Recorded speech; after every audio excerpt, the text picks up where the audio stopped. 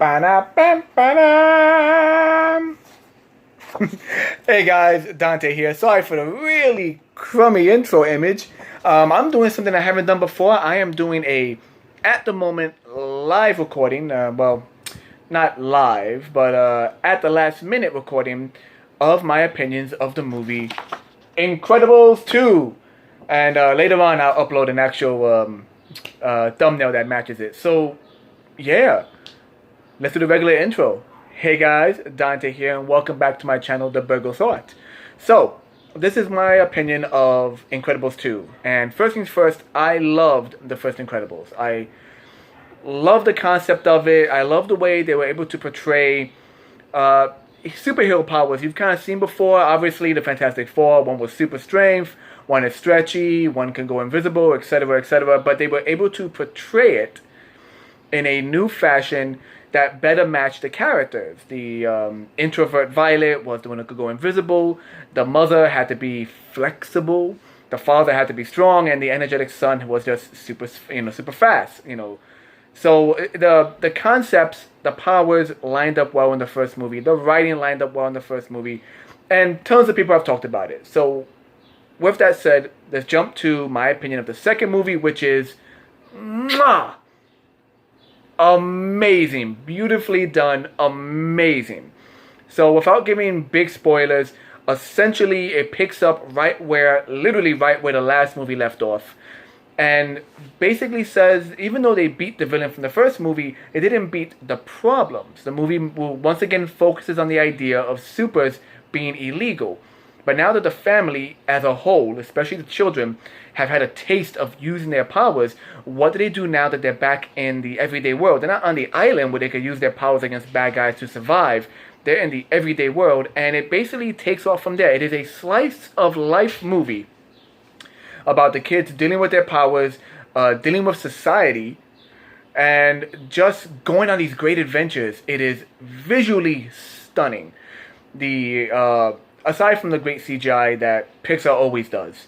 Pixar is known for its lighting, its mood. The mood is great. When you need to feel dread, when you need to feel mystery, when you need to feel vibrant colors and excitement, they hit all the right moments.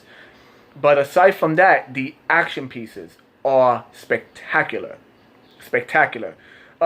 Stretchy powers aren't something that you could usually make look cool. Fantastic Four in all of its iterations have tried to pull it off. Doesn't always work. It always looks cool on paper, quite literally in comic books. The ability to change one's shape kind of looks okay also in old Hanna-Barbera films, such as the Galaxy Trio with Meteor Man.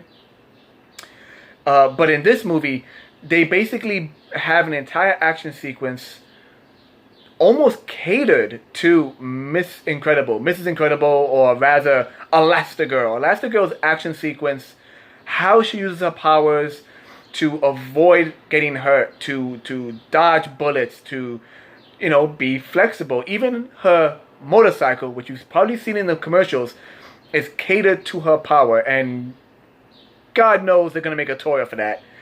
She is what Stretch Armstrong stretches to be, what he reaches to be, pun intended. So the action pieces are great, showcasing all their powers, how their powers play off of each other. And when they later on in the film introduce a few new characters with individual powers, their powers are portrayed also very well as defensive, as offensive. And I'm gonna say right now,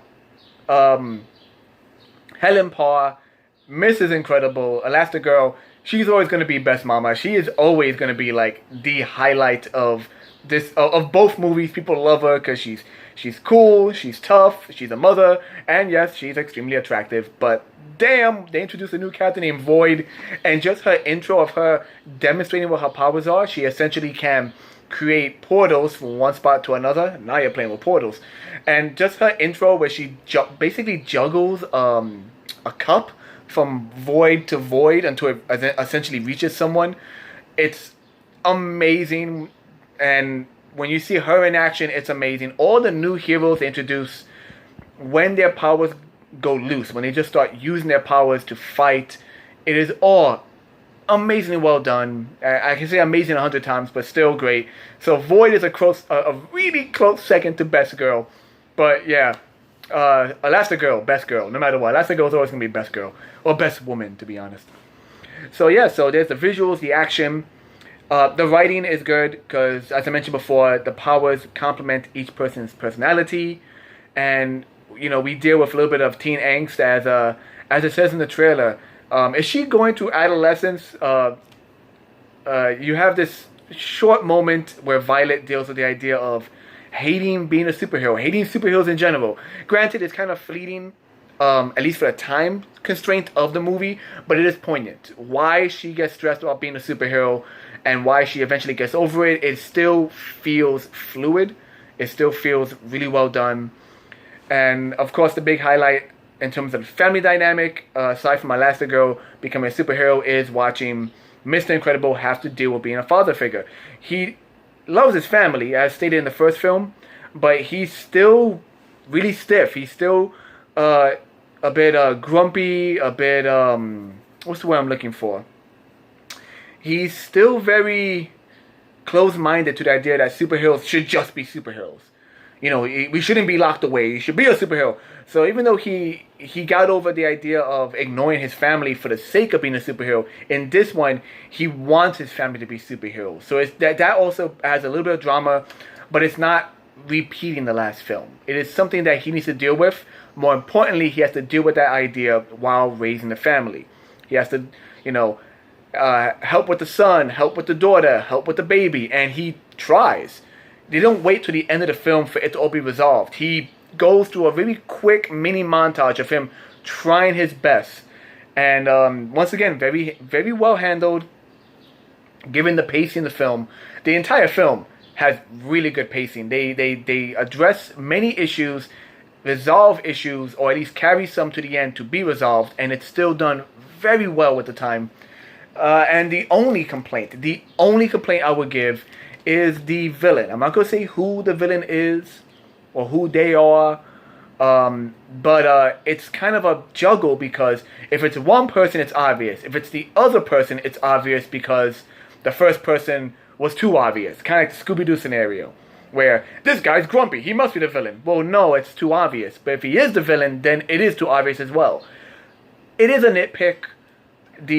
When you realize who the villain is, you kind of want more, but it's still done very well because it's not just this is the villain climax. It's like this is the villain and they still have a lot to fix before the ending's done. Like you hit that peak of, oh, that's the villain, but you're still like in the danger zone. As I shake my phone, sorry. In the danger zone. But yes, see this movie.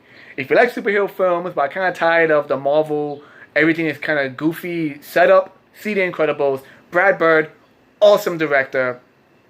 Speaking of which, E comes back. Edna Mode. Edna Mode is great. They kept after what 14 years? How many years has it been? They kept every character feeling like it was the original characters. The husband and wife dynamic, the brother-sister dynamic, Edna Mode just being Edna. The baby has some great scenes in it. And they do address the fact that his powers is in flux. Jack's powers are in flux. It doesn't necessarily, he doesn't necessarily have multiple powers. It's that his body is like shifting through it. So they kind of hint to the idea that eventually he will stabilize. But I guess this is the first time any of the characters, Helen, the husband, the sister, the brother, this is the first time any of them have ever encountered someone whose powers peaked at a young age, which is what Jack is. He's an anomaly in that sense. Once again, love the movie, love Jack. Jack got some crazy scenes. And they address also how do you handle a baby that has multiple powers. Thanks to Edna, they addressed that. Really well done. And yeah, I could not gush over this movie anymore. It is pretty much perfect, except like I said, for the reveal of the villain. But even with that reveal done, they don't just brush it under the table as villain done and that's it. In the first movie, you have the villain, Syndrome, but Syndrome then finds out who the heroes are. So of course they kind of have to kill him off at the end. Syndrome gets sucked into the turbine of the plane. No capes. Because he knows who they are. In fact, at the very end, he goes on a rant screaming, I'll come back for your son. I'll come back from your son when the freaking plane blows up. And this one's a little different. The threat is still there given the setup. But they, of course, still, they still win the day. Without giving too much away, of course. I'm not trying to give you the whole story. Just the fact that you will enjoy it. If you like the first movie, if you like amazingly done action sequences, even in animation, just beautifully done action sequences, movement that's still readable. Everything's going so quick, but you can still tell what's happening. If you want to just see the supers do what they do, if you want to see Helen in a really nice, angsty new outfit, her black and silver sparkly outfit, even the costumes, the small details. Helen's mask, when she wears her old costume, has like glitter in the mask, which I think in the first movie I never really noticed. Like the amount of textures they put into it. They have the technology, they can make it stronger, better, faster than before. So they use the technology. Every fiber, every torn piece of cloth, every explosion, it's done beautifully. It's Pixar. You can't go wrong with the visuals. So yeah, go see this movie. Go. Because it is extremely good. And that's all I really have to say. I just want to gush about it and let you guys know. Check it out. Incredibles 2. If you didn't see the first movie, you might be a little in the dark of this one, but there's enough new material to still keep it going. And yeah, if you see it, in the comment down below, let me know who was one of your favorite new superheroes. There was a ton that didn't even have names, but just had really cool designs. I want to get the art book of this before the new designs and check out these superheroes. But the ones you do know the names of, put it down below. Who's your favorite superhero? Who's your favorite older superhero from the original cast? And tell me what you think about it.